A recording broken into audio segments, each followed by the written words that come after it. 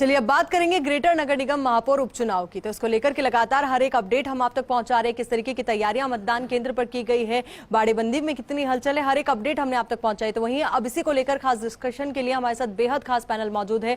Congress party से पंकज शर्मा जी हमारे साथ जुड़े हैं, बहुत बहुत स्वागत है आपका। तो वहीं मुकेश पारिक जी बीजेपी से हमारे साथ जुड़े हैं, आपका भी स्वागत। तो वहीं विषय विशेषज्ञ जगरूप यादव जी हमारे साथ स्टूडियो में मौजूद हैं, बहुत बहुत स्वागत आप सभी का। जगरूप जी, चर्चा की शुरुआत आप ही के साथ करते हुए, क्योंकि बहुत लंबे अरसे से इन तमाम राजनीतिक घटनाक्रमों को आप देखते हुए आ रहे हैं, इस विषय पर भी आपकी बहुत अच्छी पकड़ है। किस तरीके से आप देख रहे हैं आज के उपचुनाव को? उपचुनाव तो देखिए एक ये प्रक्रिया है जो निर्वाचन प्रक्रिया के तहत डिस्क्वालीफाई जो हुए उनमें से कुछ पार्षद हुए तो उनके तो वार्ड से मेयर का चुनाव जैसा कि व्यवस्था है पार्षदों के द्वारा किया जाता है। जिला निर्वाचन अधिकारी या इसके लिए नामित किया गया कोई निर्वाचन अधिकारी ये उपचुनाव कंडक्ट कराता है, उनकी ओर से नामित कोई भी एडीएम या खुद स्वयं भी करा सकते हैं।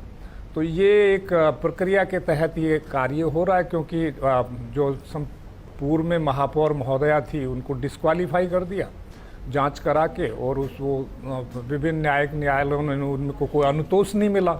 तो इसकी तार्किक परिणति ये थी कि उपचुनाव असंभावी हो गया, तो उपचुनाव करवाया जा रहा है। बिल्कुल।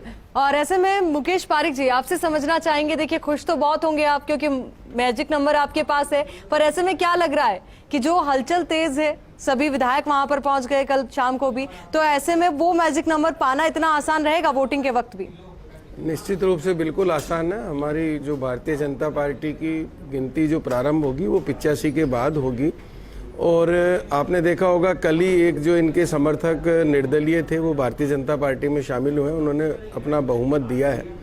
ये तो कांग्रेस के नेताओं के द्वारा एक प्रकार का एक हवा बनाया गया, उसमें किसी भी प्रकार की इनको सफलता मिलने की कोई संभावना नहीं थी। ये जानते हुए भी उन्होंने एक सिर्फ और सिर्फ एक माहौल बनाने का प्रयास किया जिसमें पूरी तरह वो असफल रहे, और परिणाम आने के बाद ये और स्पष्ट हो जाएगा कि वो जो उनके पार्षद हैं उनको कितना वो सुरक्षित रख पाते हैं, अभी ये है। लेकिन जो उनके निर्दलीय जो उनको समर्थन दे रहे थे वो अभी भारतीय जनता पार्टी की ओर उनका पूरा रुझान है।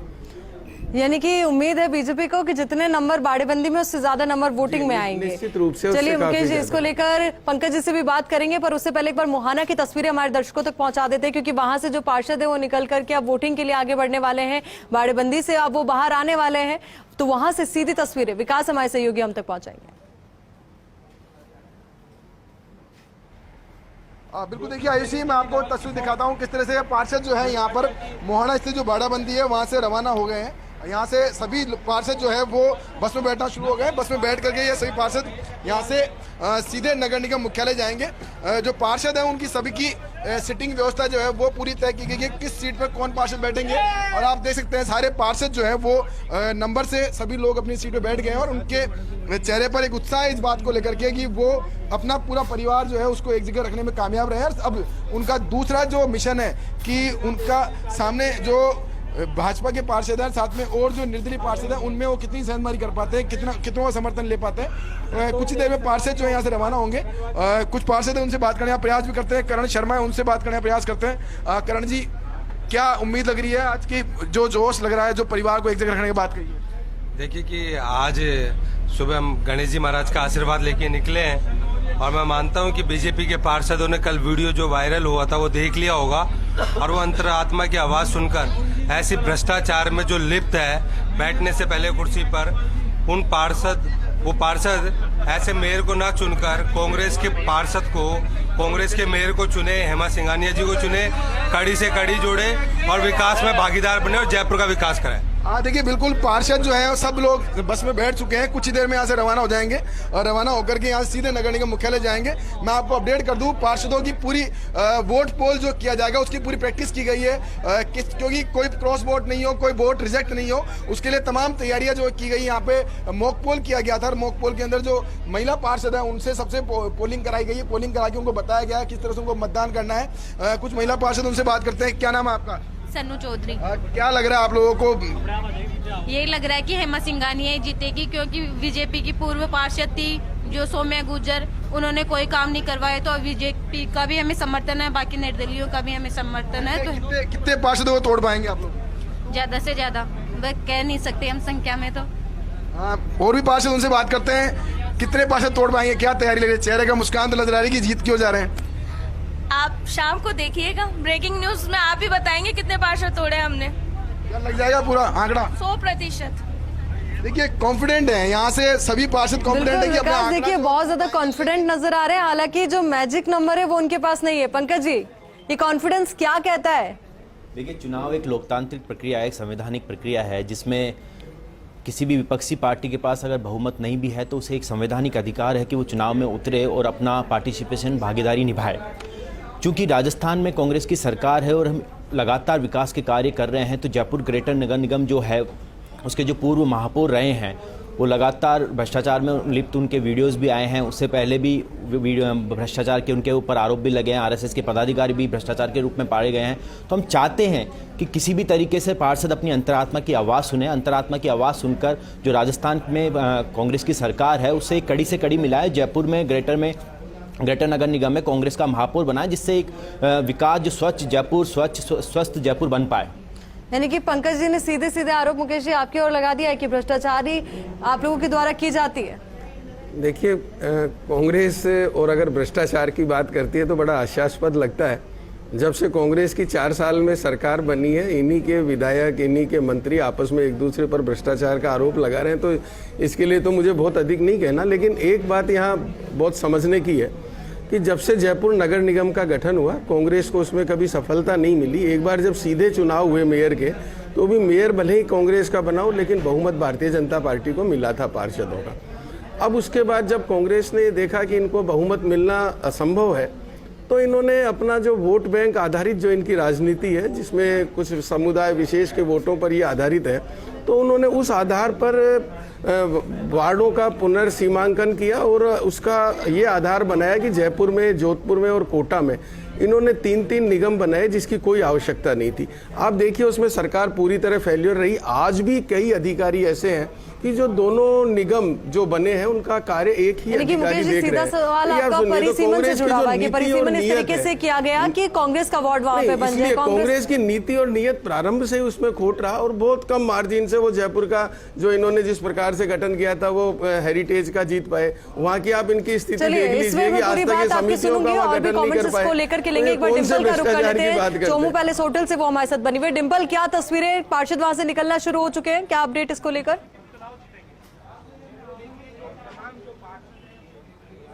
जी बिल्कुल आयुषी, देखिए यहाँ से पार्षद निकलना शुरू हो चुके हैं और जैसे इंतजार था इस चीज का ही, और अपने अपने लगेज के साथ सभी पार्षद बाहर आ रहे हैं और 10 बजे से चुनाव जो प्रक्रिया है वो शुरू हो गई है। और यहाँ पे पार्षद, हालांकि कोई भी पार्षद बात नहीं कर रहा है, लेकिन जैसे जैसे बाहर आना शुरू हुए थे विक्ट्री साइन यहाँ पे दिखा रहे हैं। तो ये माना जा सकता है कि जहाँ आश्वस्त भाजपा अपनी जीत को लेकर है, क्योंकि लगातार जो संख्या बल है वो ज्यादा है और एक तरह से कांग्रेस है जो हावी दिख रही है भाजपा पे कहीं ना कहीं। जो माफ कीजिएगा, जो भाजपा है वो संख्या बल के तौर पर कांग्रेस पर हावी दिख रही है, क्योंकि जो आंकड़ा है वो ज्यादा है भाजपा के पास। और यहाँ पार्षद करीब 85 पार्षदों का यहाँ दावा किया जा रहा है। वही जानकारी ये भी सामने आ रही है कि 4 और पार्षद का समर्थन यहाँ मिल रहा है, 4 और पार्षद यहाँ पे साथ हो गए हैं। तो ऐसे कहा जा सकता है कि 89 पार्षद पूरे यहाँ पर होते हुए, और जैसे चुनाव प्रक्रिया शुरू होगी, मतदान केंद्र पहुंचेंगे सभी पार्षद एक एक करके। जो बस है इसी बस में बैठकर यहाँ से रवाना होंगे और जाकर वहां पर अपने मतदान केंद्र पर मतदान देंगे। और करीब 1 से जैसे ही चुनाव प्रक्रिया खत्म होगी 2 बजे के लगभग, उसके बाद से ही जो मतगणना है वो शुरू हो जाएगी। और करीब 1 से 1.5 घंटे में, क्योंकि वोटों की संख्या बहुत ज्यादा नहीं है, 150 वोट है, जिसमें से 74 वोटों के साथ जिसके साथ होंगे 74 वोट, वो पार्षद, वो जो शहरी सरकार है उसका किंग बन जाएगा, जयपुर ग्रेटर उसके कब्जे में होगी। तो एक ये कहा जा सकता है कि दोनों ही पार्टी अपने अपने आश्वस्त विश्वास के साथ कर रही है, क्योंकि एक तरह से जहां कांग्रेस अपना संख्या बल जुटाने का प्रयास कर रही है, तो वहीं भाजपा पूरी तरह से आश्वस्त है। इससे पहले भी जब विधायक रामलाल शर्मा से हमारी बात हुई थी, तब उन्होंने कहा था कि पूरी तरह से जीत को लेकर आश्वस्त हैं और जो तैयारियां हैं वो पूरी है। और कहीं भी कोई क्रॉस वोटिंग का डर पहले सता रहा था, क्योंकि पिछले 2 दिन पहले तक भी जब 10 पार्षद नहीं पहुंचे थे बाड़ाबंदी में भी, लगातार जो बाड़ाबंदी की जा रही थी, क्योंकि डर था क्रॉस वोटिंग का भी, 10 पार्षदों के नहीं पहुंचने पर कहीं ना कहीं वो डर लगातार चल रहा था, जारी था। लेकिन जब वो पार्षद पहुंच गए तो वो डर एक कहीं कह सकते हैं कि वो खत्म हो गया। और लगभग जो बीजेपी से प्रत्याशी है रश्मि सैनी, उनकी जीत यहाँ लगभग तय मानी जा रही है। लेकिन आंकड़े और जो अंदाजे लगाए जा रहे हैं, हो सकता है कहीं ना कहीं क्रॉस वोटिंग 2019 में भी ऐसा ही मामला सामने आया था जब एक तरह से सिटी सरकार पर कब्जा कर लिया था कांग्रेस ने क्रॉस वोटिंग के जरिए। तो ऐसे में बीजेपी को लगातार निगरानी भी रखने की जरूरत है। पार्षदों से ये भी पूछ लीजिए कि जो चेहरे पे मुस्कुराहट है वो ये बयां कर रही है कि जीत की ओर आगे बढ़ रहे हैं, या फिर ये कि अब बाड़ेबंदी से फ्री हो गए?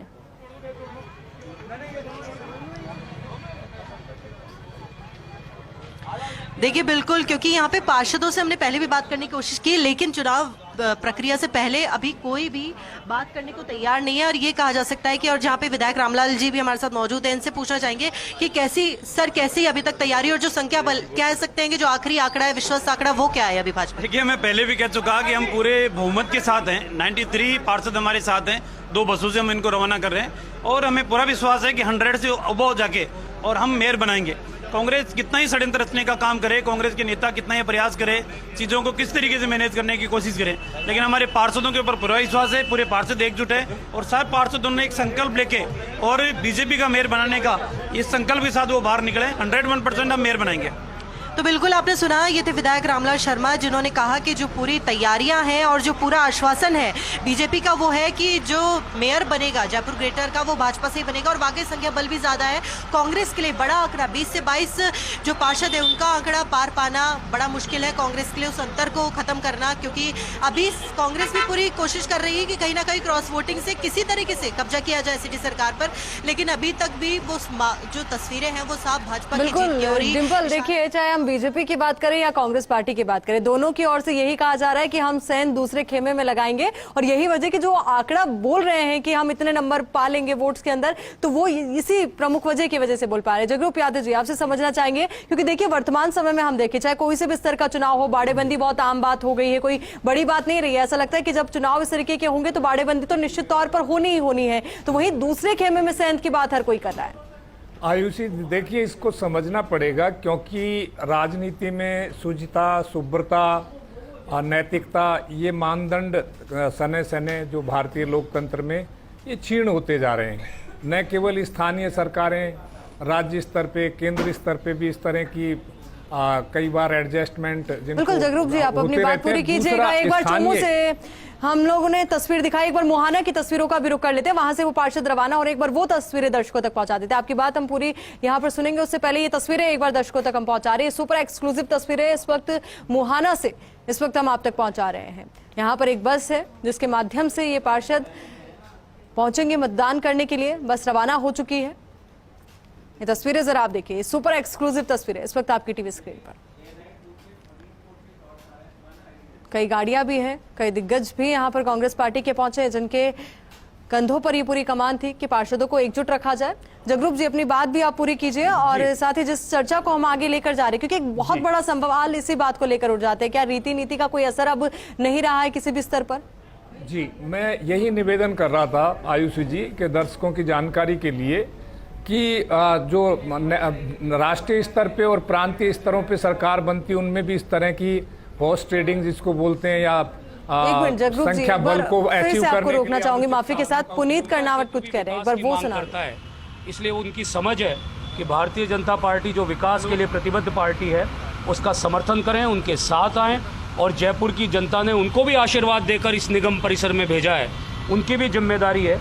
इसलिए वो लोग भी भारतीय जनता पार्टी के साथ आकर विकास में सहयोगी बनना चाहते हैं, विकास के लिए अपने जो उनको मैंडेट मिला है उसको निभाना चाहते हैं। तो मैं समझता हूँ कांग्रेस के बहुत बड़ी संख्या में पार्षद हमारे साथ आ रहे हैं। प्रत्याशी चयन के बाद असंतोष नहीं होता है। आप लोगों ने तो बहुत सालों से आप कवर कर रहे हैं, सब लोगों की अपनी अपनी इच्छा होती है, अपेक्षा होती है। नहीं होने पर एक बार थोड़ा बहुत मन ऐसा होता है, लेकिन चूंकि आप एक ऐसी प्रतिबद्ध पार्टी के कार्यकर्ता होते हैं जहां सब लोग आपको संभाल लेते हैं, तो मैं समझता हूं किसी में अब किसी प्रकार का कोई असंतोष नहीं है, एक उत्साह है। 2 साल जो हमारे ख़राब किए कांग्रेस ने, उसका करारा जवाब देने की एक इच्छा मन में है, जयपुर की जनता की सेवा करने की इच्छा मन में है। और आने वाले 2023 के चुनाव में जयपुर की 10 सीटों पर भारतीय जनता पार्टी का परचम फहरा है, उसमें भारतीय जनता पार्टी के पार्षद और ये निगम एक महत्वपूर्ण भूमिका बनाए, अपनी निर्वहन करे, वो उनके मन में। एक वीडियो लगातार वायरल हो रहा है जो सभी के अब तो उसमें पहुंच चुका है फ़ोन में। कल एक टीवी चैनल के ऊपर था। अच्छी बात या बुरी बात ये थी कि टीवी चैनल वाले कह रहे थे कि हम इसकी कोई जिम्मेदारी नहीं लेते। आप जिम्मेदारी नहीं ले रहे हैं तो दिखा क्यों रहे हैं? 2 आदमी 3 आदमी खड़े हुए बात कर रहे हैं, किसी की माताजी बीमार हैं, 2 आदमी गए, वो अपना किस्सा कहानी सुना रहे हैं, खुद ही रिकॉर्ड कर रहे हैं, खुद ही उसको भेज रहे हैं। तो मैं नहीं समझता कि उस पूरे वीडियो में कोई ऐसा सब्सटेंस है जिसके बारे में किसी प्रकार की चिंता करने की जरूरत है। नहीं होगी, भाजपा दावा कर cross voting Bharatiya Janata party में तो होगी नहीं दोस्त, और कांग्रेस वाले रोक नहीं पाएंगे। ये दोनों बातें सच है। देखो बाड़ाबंदी में जो होता है वो होता नहीं है। बाड़ाबंदी तो 2019 में भी हुई थी, लेकिन क्रॉस वोटिंग हुई थी। क्या पूरी तरीके से मैंने आपको पहले भी कहा था दोस्त, भारतीय जनता पार्टी अपनी हर एक्टिविटी से सीखती है। जो भी घटना घटती है उससे हम सीखते हैं। जो कुछ अच्छा होता है उसको रिटेन करते हैं, उसको और बेहतर करने की कोशिश करते हैं। जहां हमसे कोई कमी रह जाती है, कोई चूक रह जाती है, कोई असावधानी होती है, उसको भविष्य में नहीं हो इसके लिए एक व्यवस्था करते हैं। शीलदा भाई जी आएंगे, मेरी अभी बात हुई है, उन्होंने मुझे कहा है कि मैंने ऐसा कोई इंटरव्यू किसी पत्रकार को नहीं दिया। हाँ, बाड़ाबंदी में हमारी बहुत सीनियर लीडर हैं, बहुत सीनियर लीडर हैं, हम सब उनका। तो पुनीत कर्नावट को आप सुन रहे थे, कॉन्फिडेंट वो नजर आ रहे थे। तो वहीं ये दूसरी और तस्वीर जरा देखिए, जहां एक और आपने डिप्टी मेयर के बयान सुने जो बहुत ज्यादा आश्वस्त नजर आ रहे थे अपनी जीत को लेकर। तो वहीं ये जोश जरा आप देखिए, पार्षदों का जोश अपने आप में बहुत कुछ कहता है। जगरूप यादव जी देखिए, आप अपनी बात पूरी कीजिए, 2 बार मैंने आपको रोका, पर उसके बाद अब पूरी बात तफसील से आपसे सुनना चाहिए। आयुषी जी, मैं यही कह रहा था कि ये राष्ट्रीय और राज्य स्तरीय सरकारों पे भी इस तरह की बाड़ाबंदी, धड़ेबंदी और हॉर्स ट्रेडिंग के प्रकरण यदा कदा देखने को मिलते हैं, लेकिन उसमें और स्थानीय निकाय के चुनाव में एक बुनियादी अंतर है। स्थानीय निकाय के चुनाव जो लड़े जाते हैं तो उन पे पहली बात तो दल बदल विधेयक है वो लागू नहीं होता, तो वो निर्योग्यता जो मिलती है, जैसे लोकसभा के सदस्य को या राज्यसभा विधानसभा के सदस्यों को अगर वो क्रॉस वोटिंग पार्टी लाइन से अलग जाके करते हैं या पार्टी की रीति नीति की खुली आलोचना करते हैं तो उन पर विप जैसी व्यवस्था लागू होती है। तो यहाँ स्थानीय निकायों में यद्यपि दलीय आधार पर लड़े जाते हैं, दलीय पंचायती राज इंस्टीट्यूशन में नहीं लड़ते, लेकिन शायद नगरीय निकायों में दलीय आधार पर चुनाव लड़ते हैं। PRIs में नहीं है, पंचायती राज इंस्टीट्यूशन में गैर दलीय है। तो इसमें मैं समझता हूँ दलीय आधार पर लड़ते हैं। तो ये जो जब भी दलीय आधार पर चुनाव हो तो ऐसी व्यवस्था अगर आयद की जाए, लागू की जाए कि विप जैसी या दलीय जो विचारधारा है उससे इतर अगर कोई वोटिंग करता है तो उसको निर्योग्य माना जाएगा, तो शायद ये नहीं हो। लेकिन चूंकि पहले भी हमने देखा कि जयपुर में एक मेयर को हटा के और दूसरे आदमी इस तरह की क्रॉस वोटिंग से बन गए थे, तो ये स्थानीय लोगों पे स्थानीय आकांक्षाएं रहती हैं, उनकी कुंठाएं भी रहती हैं, तो ये अमूमन होता रहता है। आप देख सकते हैं पूरे भारतवर्ष में महत्वाकांक्षाएं, अदावतें, बगावतें, इस तरीके के दौर हमें देखने को मिलते हैं। और यही वजह कि अब वर्तमान समय में बाड़ेबंदी जो है कुछ नया सा नहीं रहेगा, एक ट्रेंड सा बन गया कि इस तरीके के चुनाव होंगे तो बाड़ेबंदी भी होंगी। मुकेश पारिक जी, मेरा सवाल अब आपसे है, क्योंकि अब थोड़ा सा विषयांतर की ओर आपको लेकर जाना चाहूंगी कि हम देखते हैं कि बीजेपी के द्वारा राज्यों में मुख्यमंत्री बदल दिए जाते हैं पर कोई शोर नहीं होता, किस तरीके का आराम से सब लोग आराम से पूरे से फैसले को एक्सेप्ट करते हैं। पर वहीं अगर हम बात करें जयपुर ग्रेटर की, तो यहाँ पर जब हमने देखा कि जब नाम ही सामने आया उस दौरान ही कितना हंगामा बरपा, अलग अलग दल बन गए, अदावत और बगावत खुलकर सामने आने लगी। देखिए, ऐसा कुछ नहीं है। जो एक मेयर का शील दाबाई जी के आंसू तो किसी से नहीं छुपे ना। मैं वही बता रहा हूँ, मेयर का एक पद होता है और योग्य तो जो पार्षद चुन के आया है, हम ये मानते हैं कि योग्य तो सभी हैं मेयर के लिए, उसमें से एक का चयन करना पड़ता है। अब जब एक का चयन करना पड़ता है तो वो बड़ा कठिन कार्य होता है, और उस कठिन कार्य में जब जिसके लिए भी निर्णय होता है उसके लिए सब एकमत होते हैं, और उस एकमत होकर उसके पक्ष में सब लोगों का निर्णय होता है।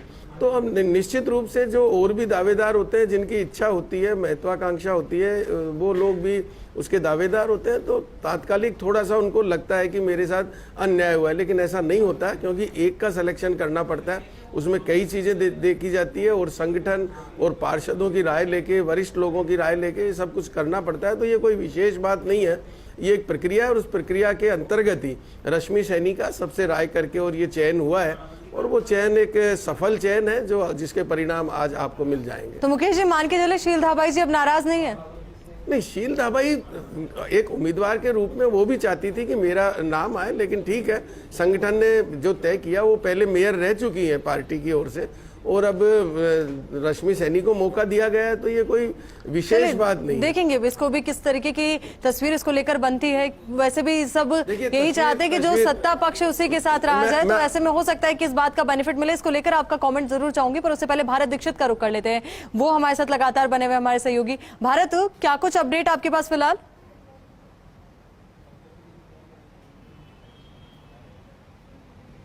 देखिए बिल्कुल आयुषी, आपको बता दूं कि दोनों दलों की जो बस हैं जो बाड़ेबंदी से कुछ ही देर में रवाना यहाँ पर हो चुकी हैं और कुछ देर बाद ग्रेटर नगर निगम मुख्यालय पहुंचेगी। उससे पहले की आप बताऊं कि भाजपा की जो बाड़ेबंदी से जो बस रवाना होगी वो सबसे पहले भाजपा मुख्यालय पहुंचेगी। और आपने देखा भी कि जो पुनीत कर्णावत थे डिप्टी मेयर, वो निगम मुख्यालय यहाँ पर पहुँच चुके हैं और उन्होंने मीडिया से यहाँ पर बातचीत में कहा कि इस बार महापौर भाजपा का ही बनेगा क्योंकि उसके पास पूर्ण बहुमत यहाँ पर है। और जिस प्रकार की क्रॉस वोटिंग की उन्होंने बात कही कि भाजपा के अंदर किसी प्रकार की कोई क्रॉस वोटिंग है वो यहाँ पर नहीं होगी।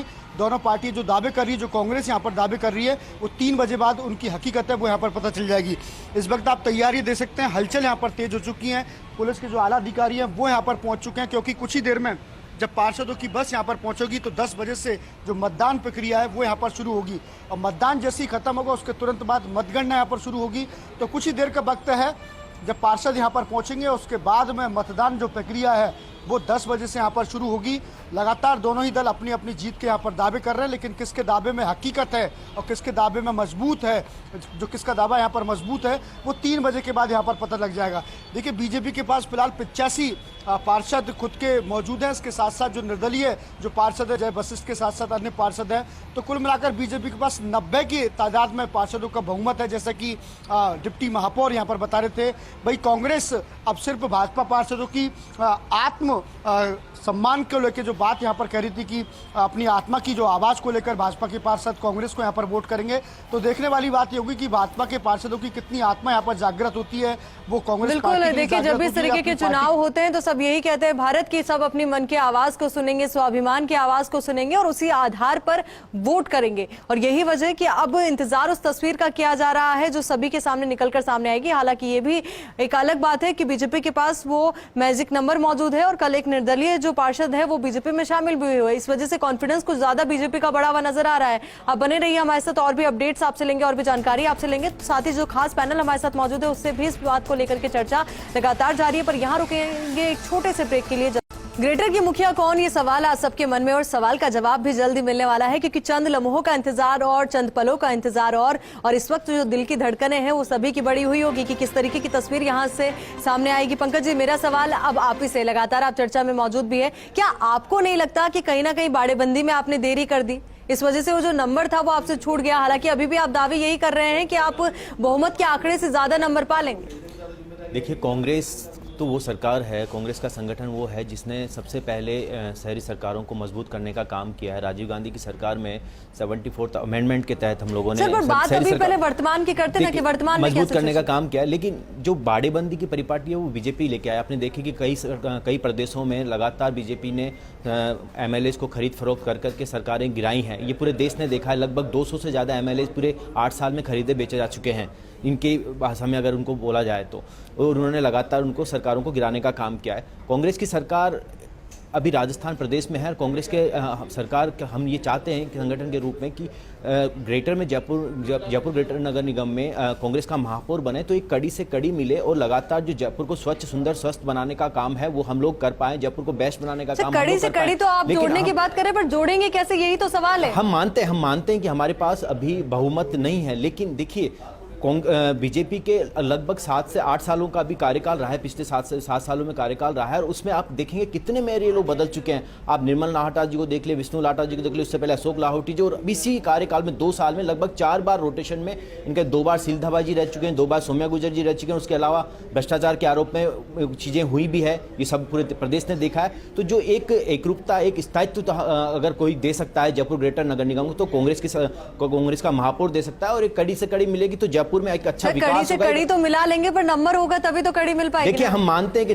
नंबर हमारे पास अभी नहीं है, लेकिन हम ये भी मानते हैं कि जो पार्षद हैं वो अगर अपने वार्ड का काम करवाना चाहेंगे, वार्ड में अच्छे तरीके से उसको प्रॉपर डेवलप करना चाहेंगे, तो वो प्रॉपर कांग्रेस को सपोर्ट करेंगे। क्योंकि आप देखिए जो जयपुर में महापौर की प्रत्याशी हैं रश्मि सैनी जी, उनके खुद के वार्ड में 12 से 13 लोग उनके खिलाफ है, क्योंकि वो वहां पर विद्युत कमेटी की चेयरमैन होते हुए भी काम नहीं कर पा रही है, तो वो वहां पर होते हुए कैसे काम करेंगे। दूसरी बात, जो और वरिष्ठता के आधार पर कांग्रेस सरकार ने तो शील धाबाई जी को महापौर नियुक्त किया, लेकिन इन्होंने जो शील धाबाई जी के साथ नॉमिनेशन के दिन किया, वो बिल्कुल कह सकते हैं कि लोकतांत्रिक के मूल्यों का हनन था। किस तरीके से उनकी बेटी के साथ बर्ताव हुआ, किस तरीके से शील धाबाई जी को बंद कर दिया गया, उनको नॉमिनेशन फाइल नहीं करने दिया गया, ये पूरे प्रदेश ने देखा। तो इसलिए ये जो बीजेपी की रीति और नीति में जो फर्क है ना, वो पूरे प्रदेश ने देखा है। लेकिन हम यहाँ से मैं आपके माध्यम से आह्वान करना चाहूंगा पार्षदों को कि आप अपने अंतरात्मा की आवाज सुने। जयपुर के डेवलपमेंट के लिए, जयपुर के विकास के लिए, जयपुर को स्वच्छ सुंदर बनाने के लिए आप आज कांग्रेस के महापौर को वोट दें, अपने अंतरात्मा की आवाज सुनाएं और लगातार 4 साल तक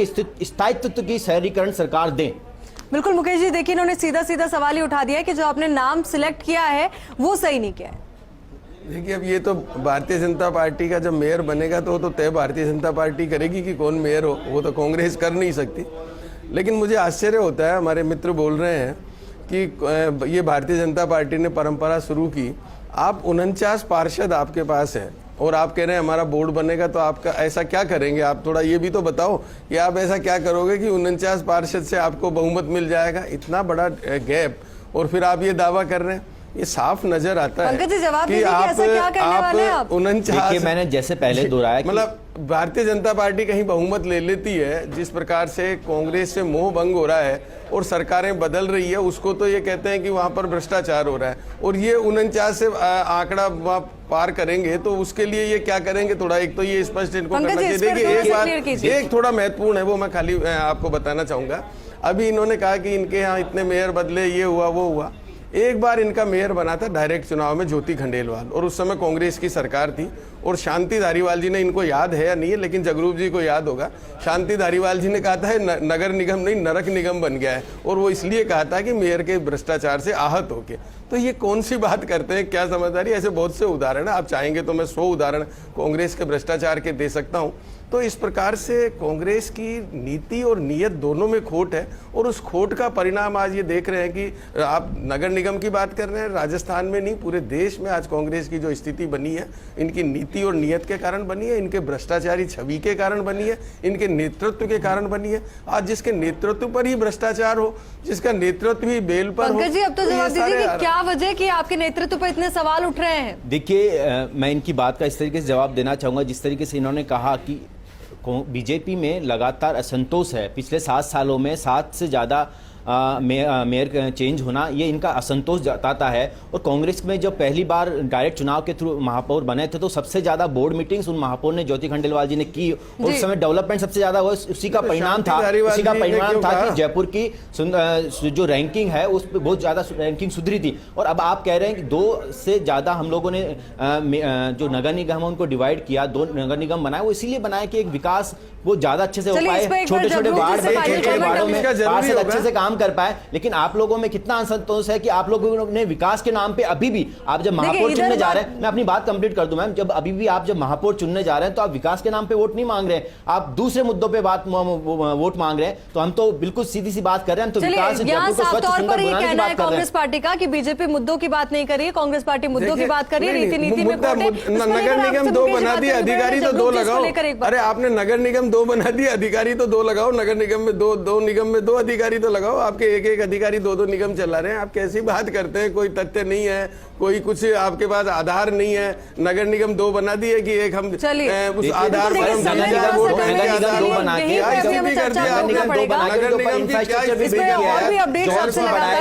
और भी जानकारी हमारे दर्शकों तक पहुंचाएंगे, क्योंकि ये अपने आप में बड़ा चुनाव है और उपचुनाव जरूर है, पर इसको लिटमस टेस्ट के तौर पर भी देखा जा रहा है। कई दिग्गजों की साख इसको लेकर के दांव पर है। इस पर महा कवरेज लगातार हमारी जारी रहे।